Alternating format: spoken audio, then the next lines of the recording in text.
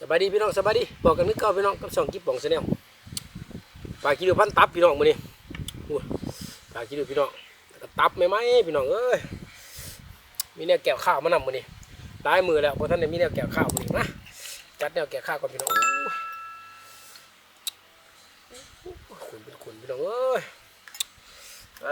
ยินคิดทางก่อนพี่น้องเนาะดีๆไม่แห้งนะ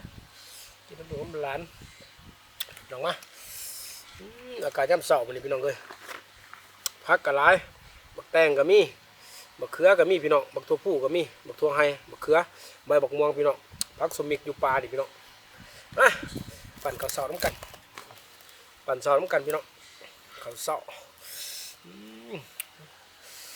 น้องมาทำยังไงลูกมันเป็นมากกับมึงตับพี่น้อง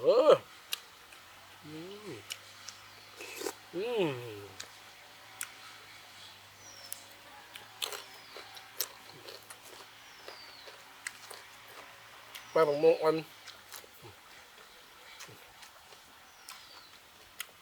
มันฝ่าพี่น้อง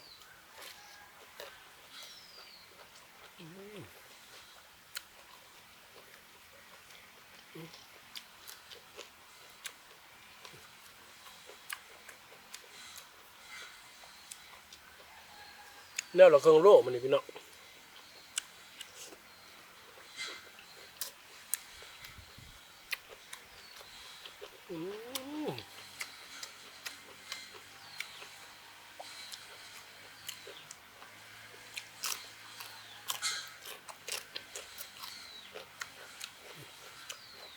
หอมหลาบพี่น้อง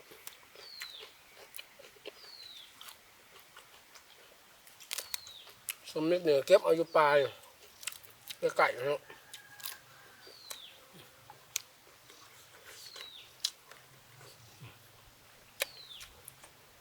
มาพี่น้องครับ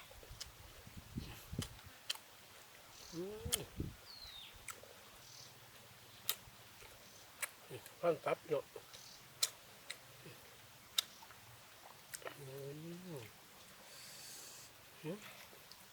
สดเอาซะ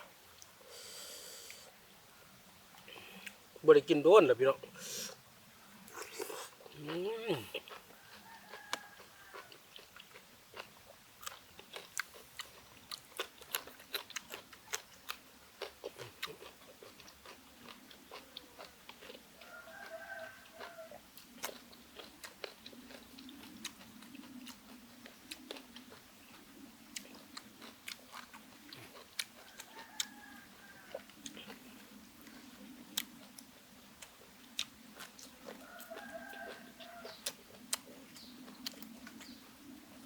ใบบักม่วงอ่อนมันมีใบบักกอกพี่น้อง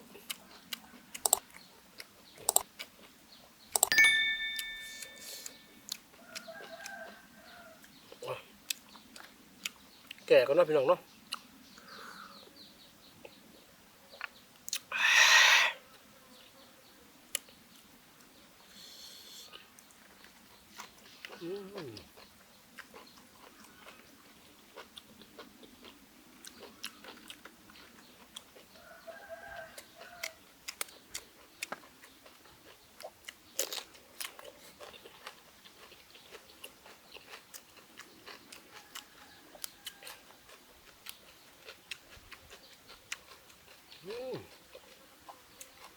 หอนทองบาบาป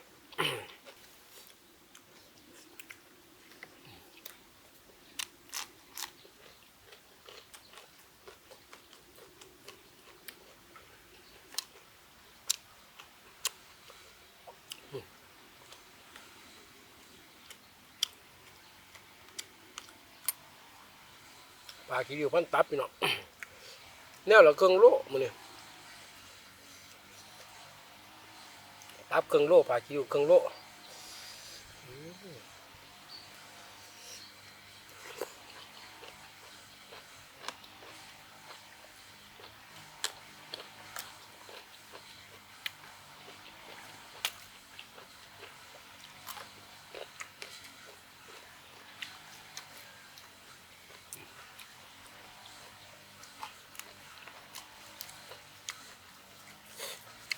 ผักสมมีอ่อนๆพี่น้องเอ้ย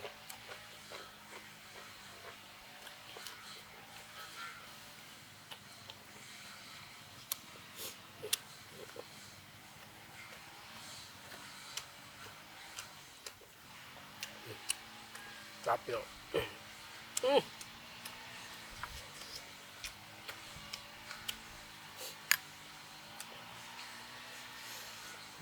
พี่น้อง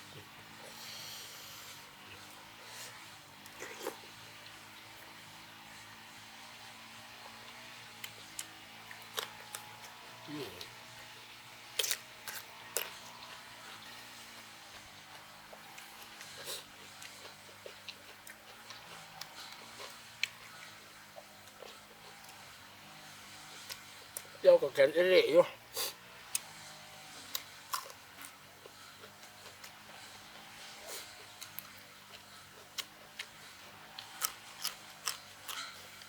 เติมเจียวก่อนพี่น้อง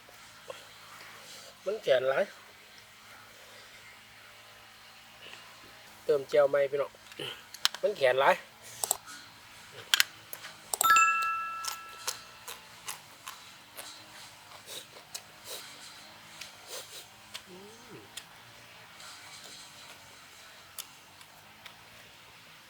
สมมีก็งามพี่น้องเลย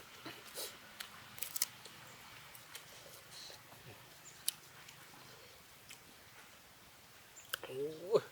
ปลาซิโลพันตับ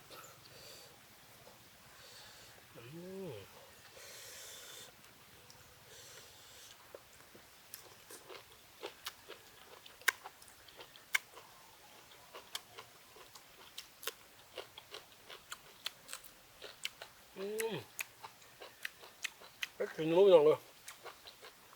เพ็กครับ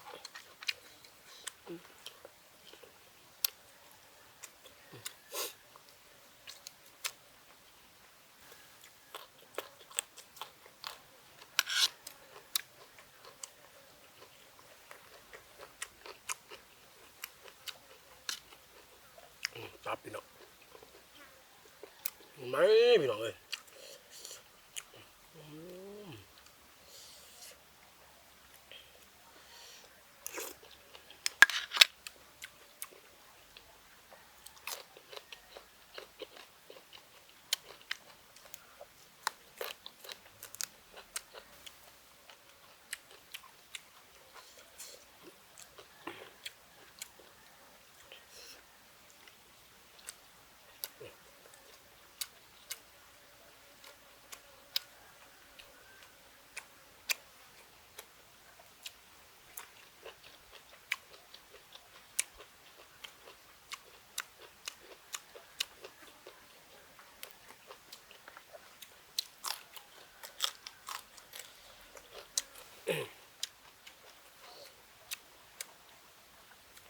เนี่ยเราเครื่องโลพี่น้องมันเนี่ย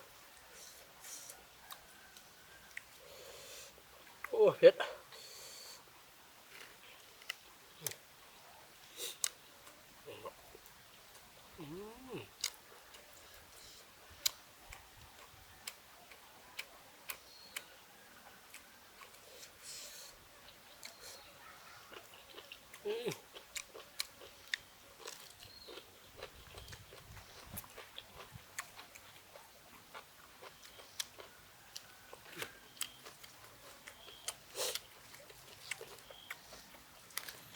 ใบหมกม่วงอ่อนพี่น้อง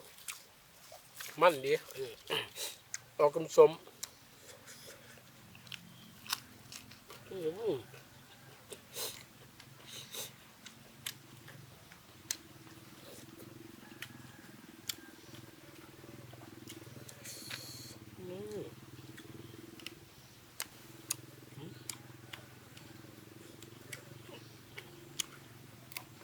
แมงวันกันหลายเด็ดๆพี่น้องเลย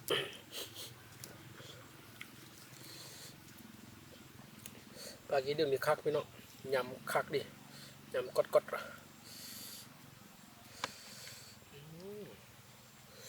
โอ้เจียวนี่ก็แขนเด็ด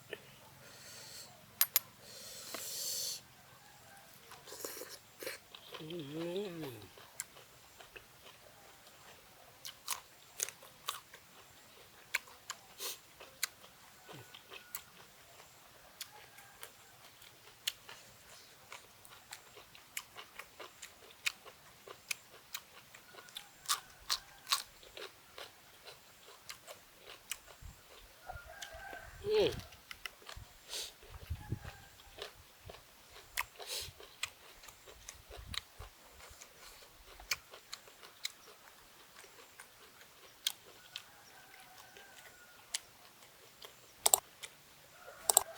มักอยู่พี่น้องหากินบ่ได้หลาย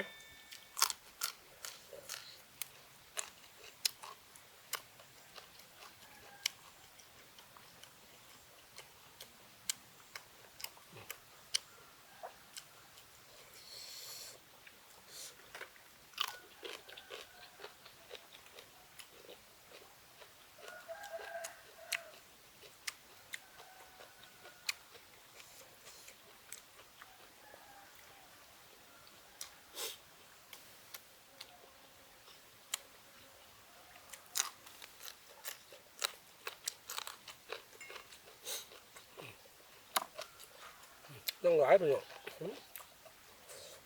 คนนี้บ่ได้สวดบอก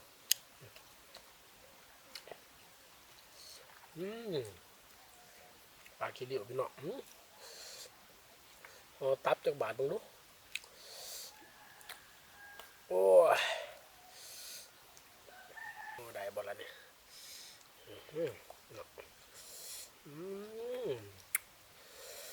มาสุดแล้วพี่น้องเลยใส่กับถั่วนิดหนึ่งบ้าง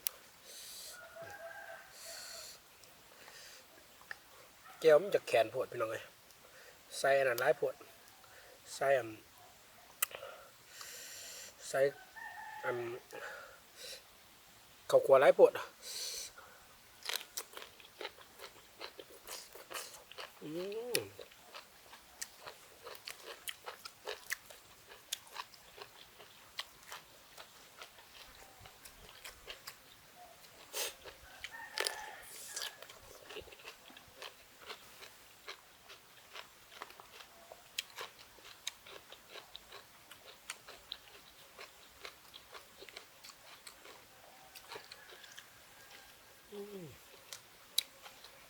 สับสับ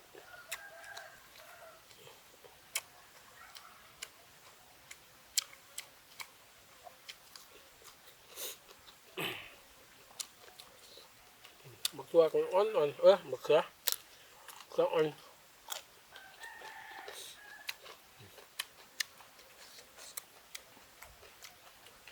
อืม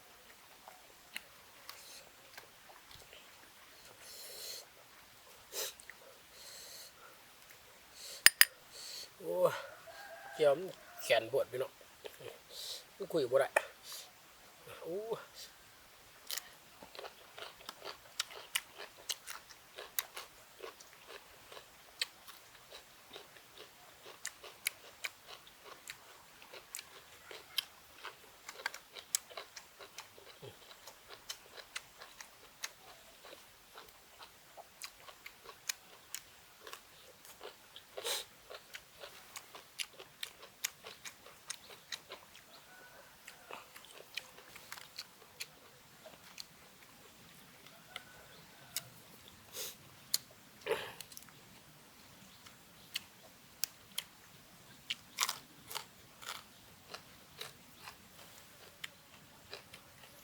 มักอยู่พี่น้องหากินบ่ได้หลาย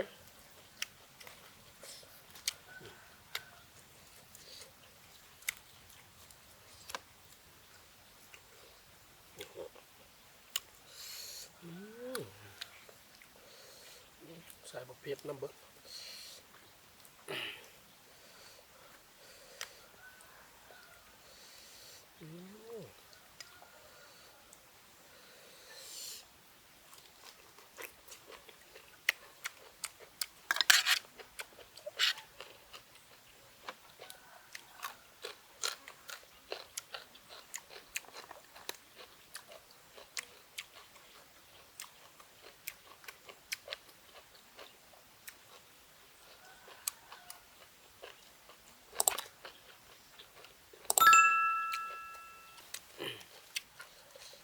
มักกินอยู่พี่น้องหากินบ่ได้หลาย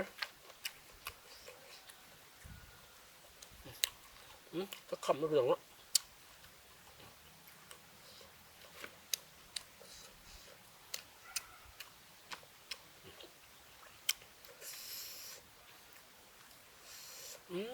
เก่าพี่น้องเลยพุ่นน่ะ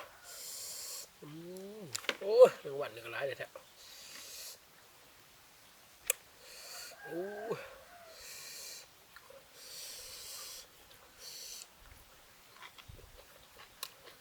อืม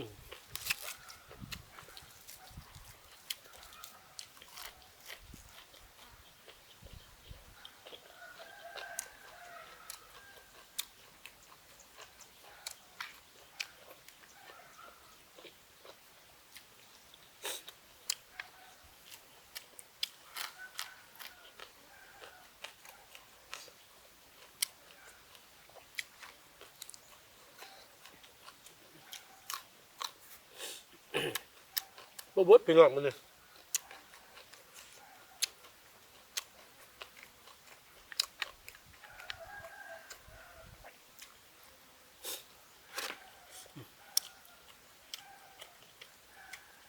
น้องหลายอยู่พี่น้อง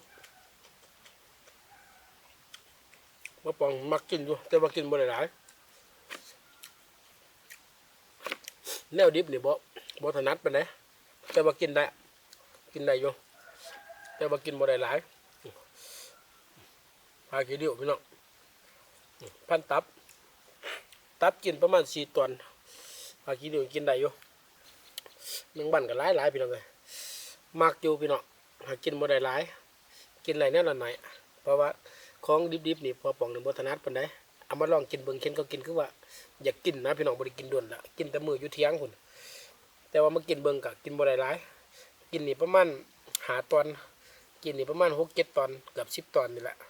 อิ่มพี่น้องเด้อพี่น้องเด้อเจอกันอีพีหน้าพี่น้องสำหรับอีพีนี้พอสำนีก่อนนะพี่น้องเนาะเอาบ๊ายบายพี่น้องแม่งโอ้ยแม่งวันหลายแท้